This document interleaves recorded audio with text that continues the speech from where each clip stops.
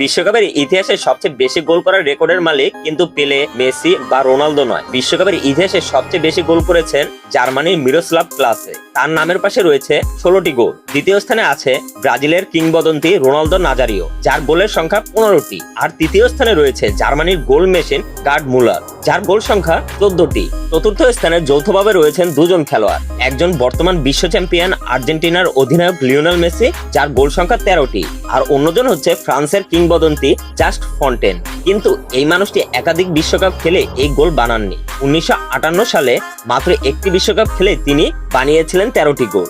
এক আসরে সবচেয়ে বেশি গোলের এই রেকর্ড আজও কেউ ভাঙতে পারেনি। পঞ্চম স্থানে রয়েছেন দুজন কিংবদন্তি, ব্রাজিলের পেলে এবং ফ্রান্সের কিলিয়ান এমবাপ্পে। দুজনেরই বিশ্বকাপে গোল 12টি করে। নেইমার, হ্যারি কেন বা ক্রিস্টিয়ানো রোনালদো রয়েছে 8টি করে গোল। ইন্টারন্যাশনাল ফুটবলে হাইয়েস্ট গোল স্কোরার হয়েও রোনালদো এই তালিকায় 26 নম্বরে। আর অবাক করার বিষয় কি জানেন? লিওনেল মেসি 2026 বিশ্বকাপে আলজেরিয়ার বিপক্ষে হ্যাটট্রিক করে মোট 16 গোলের মাইলফলক ছুঁয়েছেন। এখন সবচেয়ে বড় প্রশ্ন হলো, ক্লোসার 16 গোলের রেকর্ড কি শেষ পর্যন্ত টিকে থাকবে নাকি মেসি ভেঙে ফেলবে? অবশ্যই কমেন্টে জানাবেন। আর ভিডিওটি ভালো লাগলে লাইক দিতে ভুলবেন না।